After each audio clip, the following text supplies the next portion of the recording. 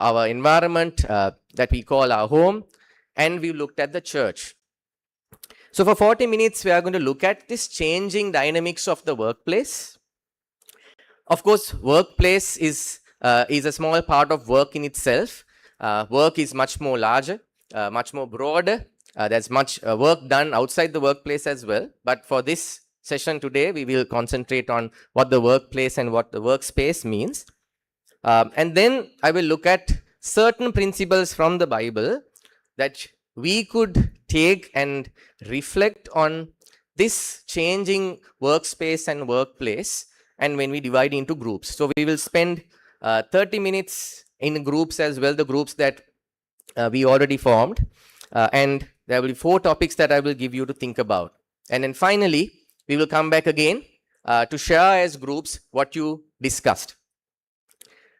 So the more and more that I went into this, there were more and more further questions that came out through this exploration that I've had during, I would say, the past 3 weeks. So big bit of a background to myself. I work at a government agency called ICTA, and for the past, I would say, 9 months, I've been involved in a major project which supports what we called startups who are dual developed and homegrown in Sri Lanka, to be able to attract investments, to be able to export. And this were a project which involved, I would say, an entire village. And when we ended this, we spoke about how the village comes together to support these startups. So during this time, it's during this time that I was given this topic by Mark, which I said yes for the sole purpose, because of my nature of being a workaholic, and always, I've been told this many times, spending 12 to 14 hours every day, including Saturdays and Sundays sometimes, on this work that I've taken as my mission. This gave me time to reflect. And I thank you for that, because that really helped me through the last month, where I've lost more hair with the amount that I've left, and gone through a very stressful period. But reflecting on this talk today helped me go through that period, where I realized verse that Pahi mentioned during the AGM, which actually helped me through, where God sees through what he starts. And that was something I've been able to go through. So I wanted to share that a bit about me before I go into this topic on its own, because the context that I bring in, just like the biblical authors, will have certain things very subject to me as well, certain ways that I think, and which I pray that the Holy Spirit is driving through me, just like the biblical authors did. So what we will explore, next slide. The changing workplace. So the very basic ways of looking at any situation is the 5 Ws and 1 H. If you look at from a perspective of as academics gone through university, this is something everyone knows. So all these aspects of work, if you ask for people nowadays, why I work, or who I work for, in terms of your employer or your customer, what I work on, where I work, when I work, how I work, all those aspects have changed drastically during the past 5 years. And this has been contributing through areas that we discussed earlier.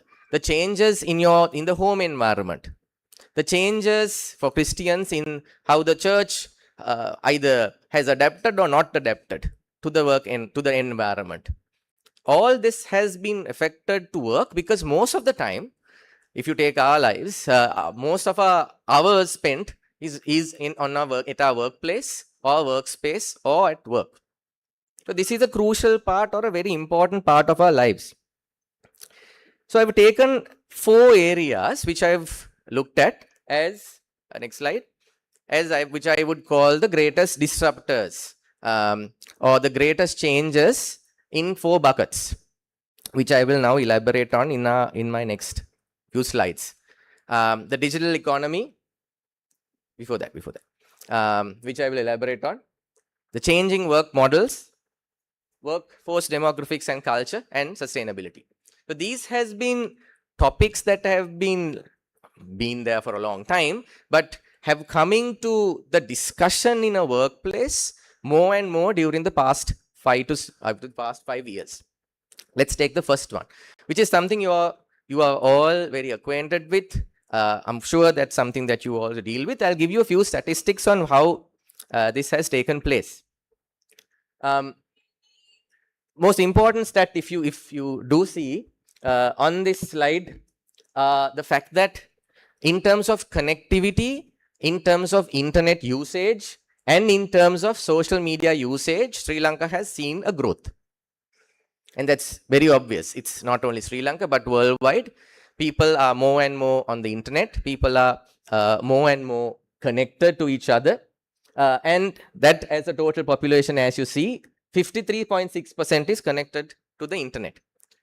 Also, it also means that around 47% are also not connected to the internet as well. Next slide.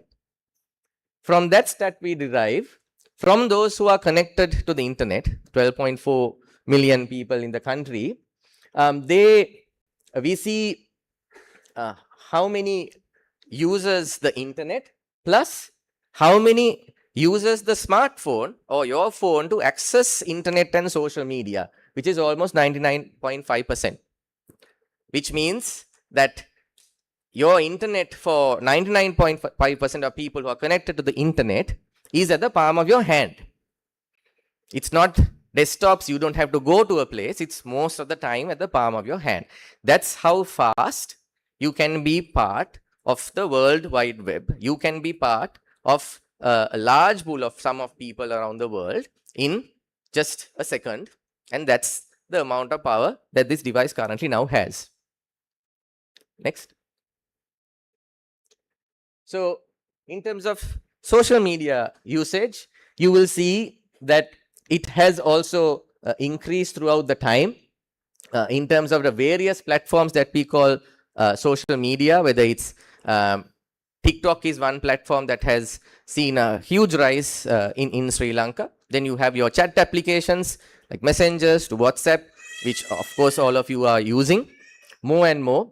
And here as well, there is a bit of a difference between how many males are using social media and how many females are using social media, and how many above 18 years are using social media as well.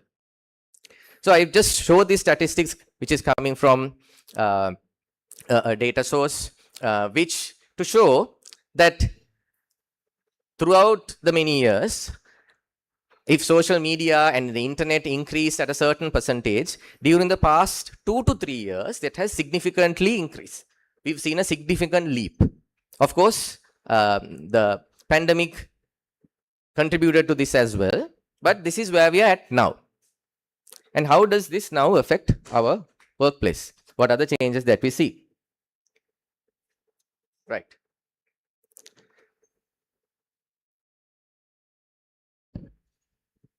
Okay. So these are some of the aspects of social media, aspects of digital economy that we are going to look at today. Working on the go.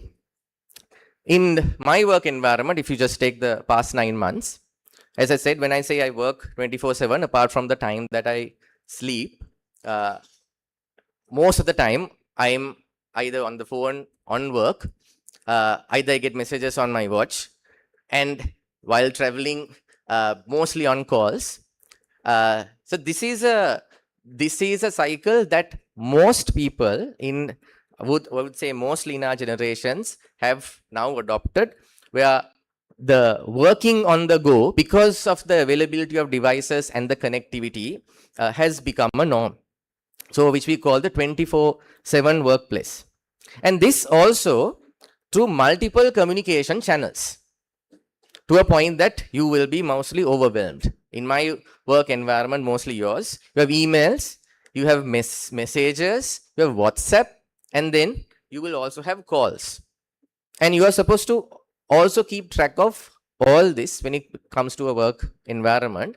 And you are sometimes maybe expected to reply, to keep track as well on different frequencies. Email being maybe a bit, you have a bit more time to reply, but if you've realized in terms of WhatsApp, the notion or the expectation is an instant reply. And you yourself would have also kind of felt obliged. Should I now reply this soon? That's the way the messaging platforms have created expectations among humans. That's the way the system has now created a certain mindset for us. We feel obliged to reply. I'm sure during this conference, you would have got WhatsApp messages. And even if you were looking or really concentrating on this, you would have felt obliged. Should I reply to this? Second, let's move to another enabler. We discussed about the smartphone, then another enabler of digital economy, automation, which is through technology, through digital, where processes have been automated, where human intervention is required, is now automated. Industries have automated their processes through mechanization or digitization, where machines have taken on certain roles of the work. And of course, our hottest topic, which is generative AI, which you call ChatGPT or Gemini or any platform that you might be using, which creates content, have resulted in a lot of what we called content on the fly, where wherever you are right now, he can create a video by just giving just few lines of what we call a prompt or first just few lines of a description. He can create a video. This is something an organization had to get an outside party to do. Whether it's creating a graphic or a video or an audio or most type of content, an organization would have had to get someone else because they might not have had the technical talent, technical skills in-house. But right now that has changed a lot, where there is a lot of in-house content created. There's less services being, I would say, outsourced or shared, which means the economy in itself is now changing. Most things are done within that particular organization. And that comes to the fact of doing more with less. We expect our interns to be skilled. Intern is the most entry-level category in organization, to be skilled in generative AI, able to use or whichever type of platform and be able to do documents very fast, and also knowing that they might not have the domain knowledge, but still the expectation is such that they might need to do some the work of 2 to 3 people, especially in the area of software. Expectation is set where with more tools being available, now you have to do the work of about 3 people and you have to be skilled enough to do that as well. So more with less has become a norm or an expectation from clients as well, from service providers, and that's been set. Thirdly, this is something which might be new to some of you, something called digital public infrastructure. This in countries technology that is most probably rolled out by governments, which can be used by government organizations, by citizens, by private sector for multiple purposes, which is given out as a service that is given by government. And some of the aspects that you will see coming out, especially in Sri Lanka, is that your identity itself, which you have right now in your purse as an identity card, will become digital, where through a fingerprint or a biometric scan, you will be able to authenticate yourself and say that this is who you are. A bank or a telecom operator will be able to give you a SIM or account just with this authentication. Payments have become, as you know, cashless, paperless, and what we call presenceless. You don't have to be there. which you now see with services like GovPay. I don't know if you've heard about GovPay. Is a service that is provided by the government, including traffic fines, where you can pay around 150 organizations for whatever services that they require. So digital service delivery has become a norm in organizations, including government. When something comes to government, which will mean that private sector has already most of the time incorporated that as well.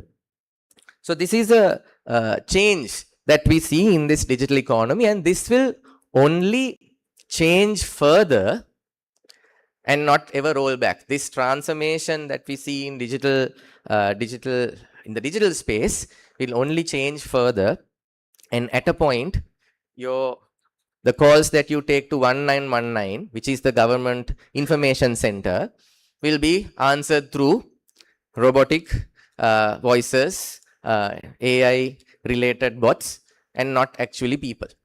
It's very close to coming there, and this will change the way that work gets happened as well. Next slide.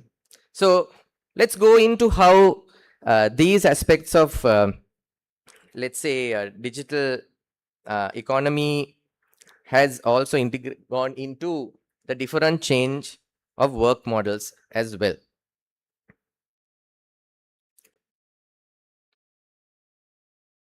Right. I've mentioned a word, I'll just elaborate that as well. I mentioned something called the cloud. So earlier days, where we work on computers and systems, you will have to go to your office. Go to your office or go to a specific physical location where the computer or the work, or if it's if it's paper based, of course you have to be there with your files. Even if it's digital, you still have to be there, where your system operates within that company, within that location, within that perimeter. But with the introduction of what we call the cloud, which is your data of that organization now is on the internet and can be accessed anywhere at any time with the proper access control. This has opened up, especially during the pandemic. This was a necessity where government organizations to private sector had to move into this to provide services to their customers, has opened up opportunity for hybrid work. Hybrid would mean either you work at office or you can work from anywhere else. It could be your home. It could be, in our context, the workplace that we go to now have other options as co-working spaces. Just before coming into home, co-working spaces where it's not only your team and your office which is in one building, but team members of various offices, various companies are now working in one huge space. And they are called co-working spaces. This has become a trend globally and locally as well, with places like, I'll give examples of Hatch, Trace, or some places that provide these services, and more small places, even in the regions. This is not only in Colombo, are opening up co-working spaces so that those who are working for their offices remotely now come and work in that small community which is there. And then, of course, home-based working, which all of you might have. I know a particular organization in which has close to 4,000 employees. Only 20% actually come to the workspace. Only 20% come to the workspace, and a lot of buildings and space are now being let out. So this is enabled because of this particular technology of cloud. But this is a new work model that people are now getting more and more used to. This is, of course, enabled by high-speed internet, which is being available. 4G or 5G and now satellite. More and more people are coming on to Starlink and many other different types of satellite-based connectivity. There are places in Ahangama, in Mirissa, in Batticaloa, which is now connected to the satellite, connected to Starlink because of it being available, and co-working spaces built in these places as well. And this is being used by people in Sri Lanka, and this is being used by a totally new concept that has come into the place of works called digital nomads. Overseas people from different countries who are residing in Sri Lanka and working, living from Sri Lanka in these co-working spaces. Thirdly, platforms. So platforms were well known to us for e-commerce mostly. People used to buy things, buy goods, mostly goods, and that was the first step of platforms engaging with consumers, engaging with people. But now that has moved to connecting what you demand. A person wants, whether it's ride hailing, where you want to go from point A to point B. Now you, person with the demand, you go on a platform and you will have multiple providers who provide that service. Either you want to move yourself, either you want to move goods, a package, you want to deliver your food. Mobility has been now provided as a platform. And going further, people are also now being provided through this platform. Especially very prevalent in European and American countries, what we called gig workers, or where it's task-based or gig-based, where they are registered on a platform, and as and when the customer wants those tasks done, you go on the platform and remind it, whether it's your plumbing, whether it's your electrical, whether it's cutting a tree, mowing your lawn, all these different jobs being provided through these platforms. This has, of course, given rise to different types of contractual changes, especially the lawyers here, the way that the platforms work in terms of what responsibility the platform takes, what is the responsibility of the buyer, what is the responsibility of the seller, are all defined and separated. The consumer might know, the consumer might not know, but there are different contractual negotiations, contractual clauses which come there, and giving more and more rise to, I guess, people opting for some of this gig work than going on a permanent employment or contract-based employment. This has given rise to, of course, people who are in Sri Lanka, because you have to retire after 60, people who are above 60 to engage in economic activity through these platforms, which is something that is being seen across the world, and then again being part of this economy.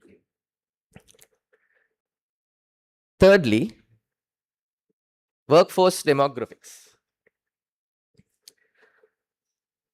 So in terms of our current workforce management styles right now, there are multiple models which normal government related or private sector organizations have mainly derived through practices that is in the digital industry, and what we call scrums. Scrum meetings are, I would say, earlier, if meetings were things that were planned for an hour in a particular environment, in a room where you have a meeting agenda, and then you have the different type of people coming in and doing all those formalities. The Scrum meetings are very short meetings that you might have wherever you are. You join online, quick updates, look at what areas that you need, challenges that you need to work on. Some might have updates, some might not have updates, but the pace of work has quickened to a great extent throughout the last 5 years than it was before. And therefore, many products or services that is designed based on what we call agile concepts, where maybe about 10 years back, when we want to put a certain product out or develop a new service and provide it to our customer, and you worked on it for many months until you perfected the product, until you perfected that service and put it out. That has changed. When the organization realized, okay, this is what we called a minimum viable solution that could be given out, like a first version of that product that could be given out, that is released to the people so that people now can start giving feedback. So this method of work, which is called agile, is simply put iterative. It's based on what the solution is provided to you. You might be consuming some of that even right now. And then based on your feedback, based on what we call the feedback loop, they keep on developing. So what has changed there is the speed of getting a product or service out of an organization has now drastically changed. And the time that is expected to spend on that type of development has also changed. And with all this comes the intergenerational work environment that we all are in. While we do talk about right now, there's a lot of special understanding and even training being given to understand Gen Z. The workplace is not Gen Z only. It's intergenerational, where Gen Z learns from Gen X to millennials to all of that, and they also learn from the Gen Zs. Apart from that, you also have, based on access, those who were born with digital exposure, which we call digital natives. Some of you might be there. You've had access to computers, access to smartphones from the time that they were growing up. To others who had to learn and adapt to being part of and using these digital tools, which are called digital migrants. Both these demographics are there in our workplace, and the way that the principles, the values, the way that they communicate are very different. It's during this last 9 months when I was doing this project, at least 90 or 85% of my team were Gen Z. I worked with a large pool of volunteers, large pool of interns, because my organization can't really hire. So this was the model that we had to work on to pull this off. And I had actually one person working from my organization, which was Gen X. So I had to learn on how to even, let's say, message communications, how to read and understand what these different emojis meant. Did you know that if you say just OK, O and K in a message, I was interpreted saying that I am angry. O and K. But if you say, I'm sure you would relate to that, O-K-A-Y, that was the more friendlier way of saying all things are good. So I went through this learning cycle, and this changes would have been there in all generations. Especially GCF would relate to this because we are from 1951 to right now. As a intergenerational organization, from the 80s, you would sometimes see the 90s people being very silly. The 90s people will look at the 2000s and say, aren't these guys being silly? Just like we are now saying, how can this OK be OK, and trying to figure out. But in a work environment right now, to go at that pace that I mentioned, that's why I mentioned that before, to be agile, to be able to provide a minimum viable service or product very fast, and to reach the expectations of this digital and more savvy consumer, you have to figure out on how to work together. The intergenerational whatever changes that are there, that has to be figured out to be able to work in an organization. And this also gets, I would say, further, the kind of the divide gets even more broadened because of now certain skill gaps are occurring because of the access that you had to such learning before, and learning has become widely available. It's democratized now. You don't necessarily need to have a teacher uh, or a place that you need to go to learn certain things. It's available, and it's an expectation that is set. Whichever age category that you're in, whichever generation that you're in, that you better figure out this by using the internet and be trained on it to deliver.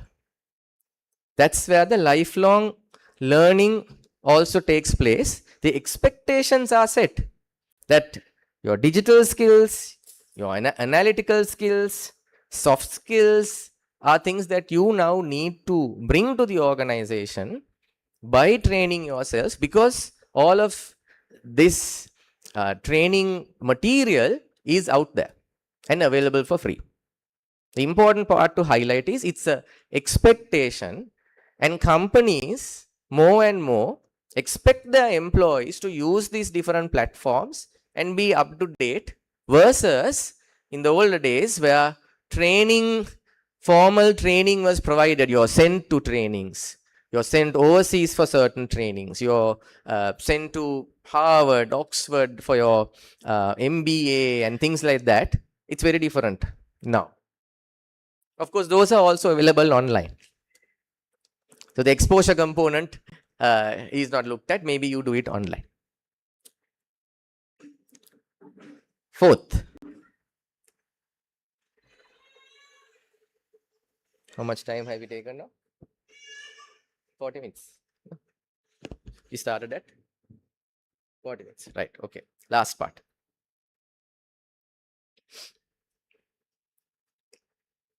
Yeah, final one.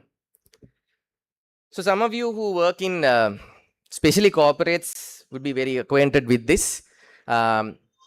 These are elements which came from different parts of the world, and some say they came from the West or developed world. But these are jargon, these are values that corporates are talking about: diversity, equity, and inclusion. And the green workplaces and environmental, social, and governance. I'll just go deep into it. Diversity, equity, and inclusion has become a topic specifically for corporates, which is important for their brand. However, how it's implemented in the organization is something that we can discuss. We would have organizations represented here. But it has been something which is very important to your brand, especially if you're looking at being competitive, especially if you're looking at growing to foreign markets, because this is a demand that is set by them. The fact that your workforce have to be diverse, and this diversity is also mainly highlighted with how many females are there in your workforce, more than any other aspects of diversity. That's one of the main things that are looked at. While that is a strong point, equity, even though equity and inclusion is part of this D&I, the most strongest or more visible thing is the representation in your workforce. Equity and inclusion, not so much. When it comes to environmental ESG, environmental, social, and governance, this has been driven either by law for certain companies, either by their clients who require for companies to be fair trade, companies to be at least have those certifications which prove on how fair they are working on. There are certifications that prove whether you're in terms of environmental, social, and governance, how you stand in the global scale. And then you have to prove yourself that your corporate, your company is driving this sustainability mandate of the world. when it comes to green workplaces, this is I would say a new or these terms are quite new in terms of the requirement of green skills. I don't know if you've heard about this. The aspect of what I mentioned earlier, environmental, social, and governance, has brought in the requirement of a workforce having green skills. And green skills would mean first the understanding that this whole environment is connected, the circularity which is termed that everything's a circle, everything's connected to each other, and that we have to give space for regeneration. There are many organizations working with corporates, and I think certain government organizations now thinking about this to create awareness across government, to think about the resource depletion that we are seeing and how we can, when producing services and products, how it can be regenerative, how the circular, what we call the circular economy can be looked at, and how these systems can be redesigned so that this depletion slows down.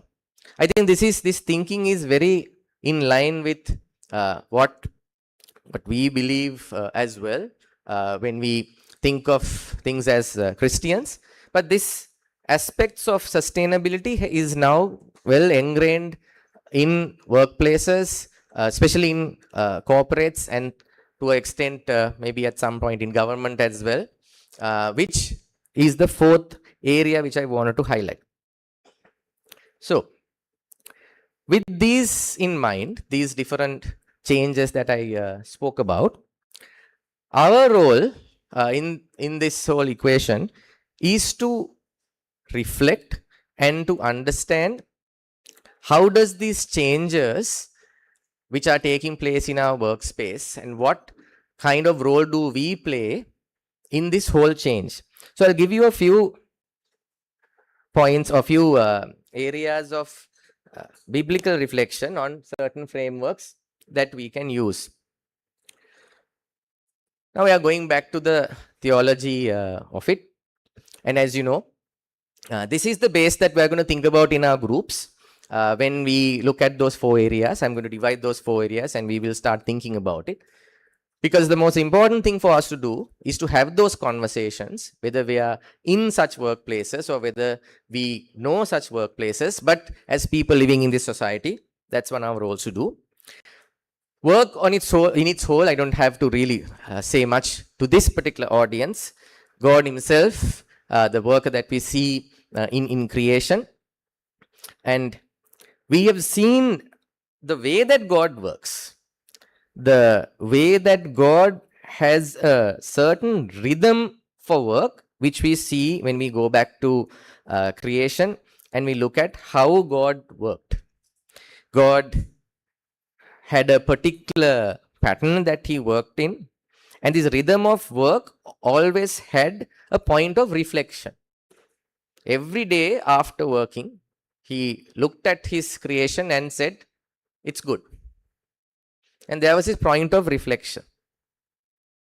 And there was a day, the night and the evening passed. So there was a certain time gap as well. So in the creation story, we see that in every day, and there was evening and there was morning. So there is a sense of limit. There is a sense of limit. We now need to think, now, do our days, our time of work have those limits? For God, there was a limit, a day, which he reflected. And then there was a time where he provided this same concept. When he created man, he created mankind in his own image. First, his own image. The image that he reflected in his whole creation, his rhythm of work, so that they may rule over the fish of the sea and the birds and etc., etc. And then gave him the task of stewardship to work the garden and take care of it. So remember, it's His image at creation itself was provided to man so that he may rule over the earth, work it, and take care of it. So, this rhythm of work and the reflection aspect of it, of which God has added a worker, and the limits that he had set for him for creation as well, has naturally now been transferred to man as well at the time of creation. But then we see the aspect of how it went forward, where after the fall, work became toil. People had to, with sweat of their brow, they had to work the land, and then the craft that God Himself gave man was used for the creation of idols, for the creation of man wanting to be like God, where we see at the Tower of Babel, where we see uh, when man started creating different types of idols for themselves, and these are skills that God Himself gave. The first instance of these skills is mentioned where Tubal Cain, who forged all kinds of tools out of bronze and iron. So these tools were what finally gave way to the creation of this Tower of Babel, to the creation of the idols, the calves, all of that, but also the creation of the temple as well. So we cannot forget that, but the creation of the temple was also with these same tools and with the same skills that God provided. And in the Bible, you will also see slavery, God's permissive will to a certain extent. Slavery came into being, but with rules set, was there as a type of employment. I'm saying in employment, but as a model which went on for many years. And then you saw a lot of failed rulers throughout history until in the Bible through prophets, during prophets to kings. And then we see the redemptive nature, God's plan of where all these things now which were given to man in creation, where the man was supposed to rule, was now put under Jesus. And God rules through Jesus, which is the redemptive nature, which is the redemption that Jesus provided. And finally, what started as a garden now ends up as a city. So it was not the same thing what it was. There is development, there is transformation where it ends up as a city. And this city consists, we read, as a multitude, different types of tribes and tongues and multitude of people who are in this city. And as we know, that in this city, we're called to be faithful. The aspect of being faithful versus success, as he mentioned, is a characteristic of this city. So this framework, which I think most of us might already have been taught, is a way that we could look at analyzing the changing workspace. And that's one. And then second,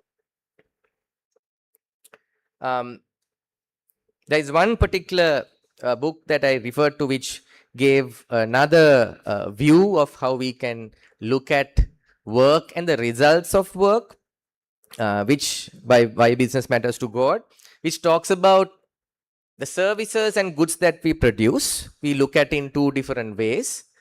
To provide the community with goods and services that will enable it to flourish.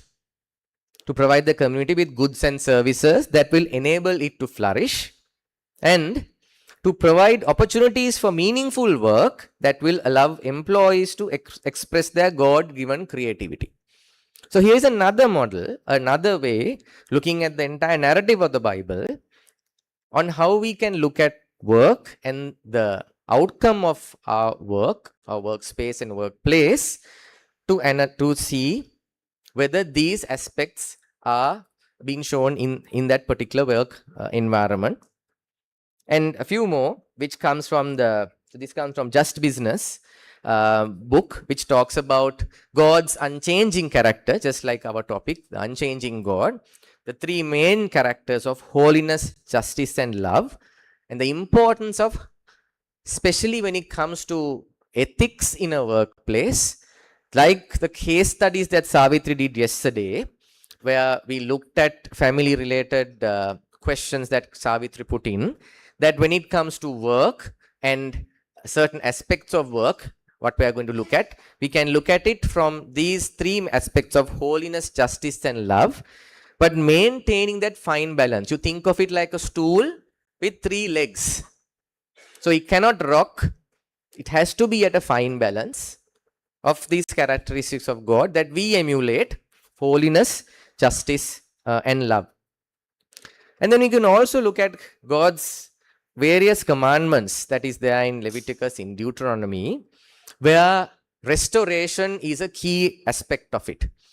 The Jubilee, to many other commandments that have been provided, has underlined the importance of restoration in 7 years, so that the ground, the people, the slaves, the animals, all have the space and time to restore, because this creation was created by God, as I've said, in a particular rhythm, where so that the rhythm will not be broken. There is time for restoration without depletion. That was set. There were limits on craft and creation. In the Ten Commandments itself, God talks about creating idols, creating idols or things of metal, using the skills that is being provided in the Ten Commandments itself. And finally, the sharing the fruits of harvest. God mentions, go to that passage.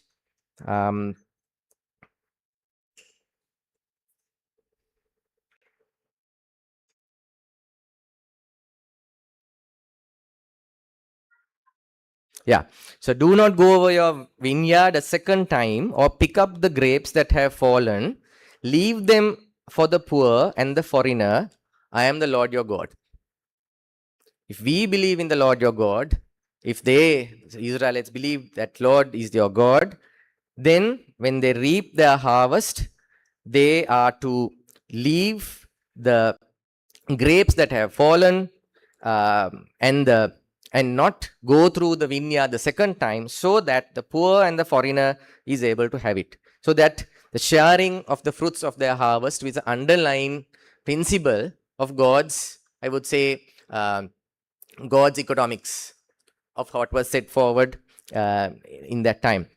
And then the Beatitudes, which you all would have ingrained in your mind, which is very fresh in you as well.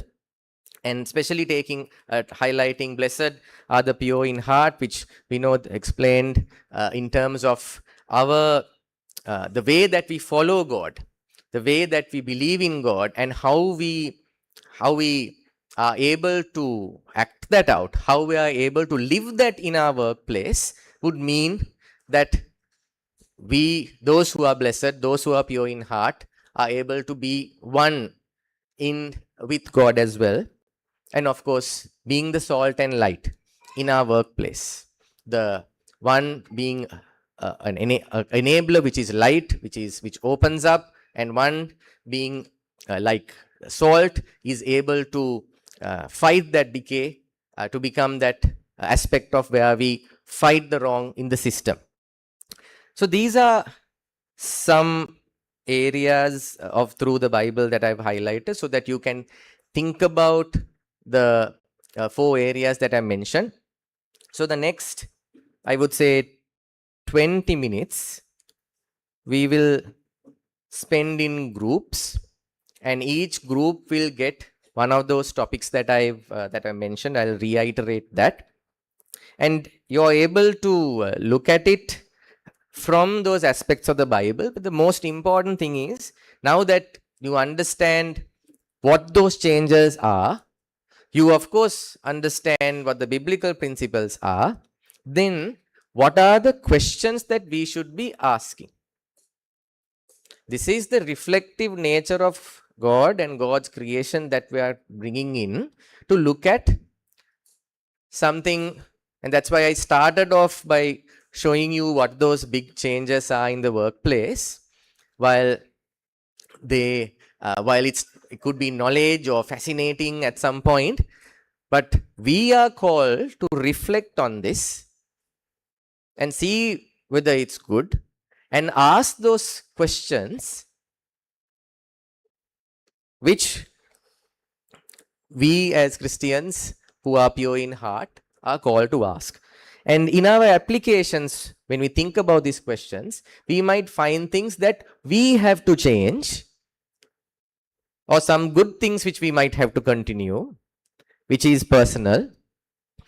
Certain things which are for your organization, for our organizations, for organizations as a whole. Certain things which we might have to question the society in itself, the frame that we live in. It's not for an individual or for an organization, but the entire world that we live in. There are certain questions we might have to ask, which questions that frame. And finally, I put this for going forward.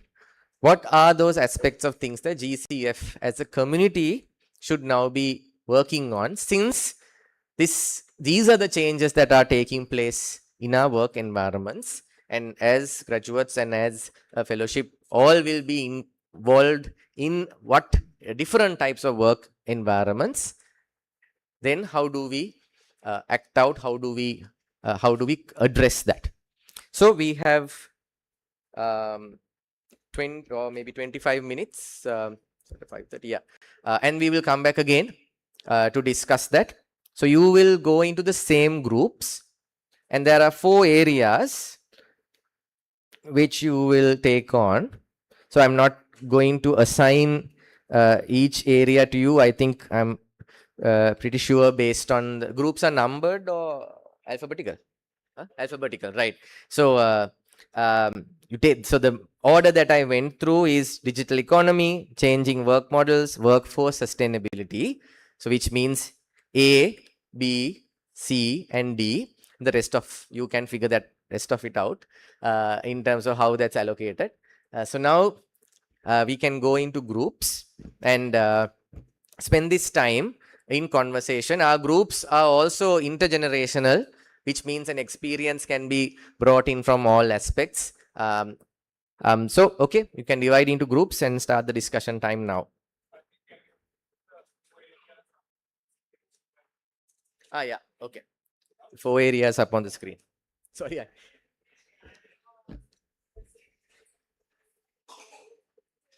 So you can send it to the group. Okay, I'll send the presentation to the group.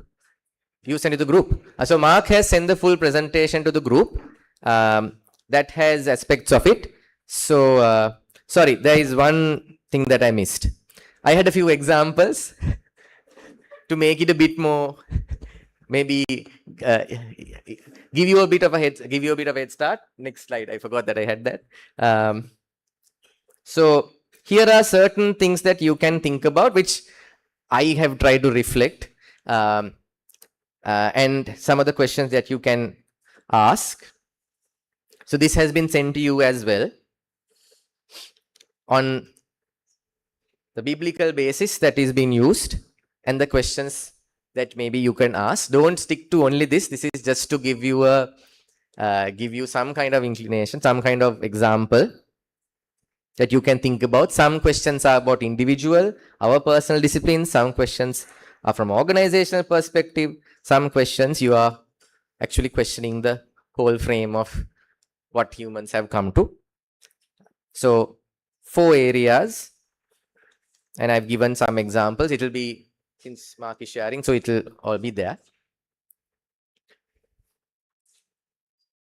Okay. Hope you have a blessed group time.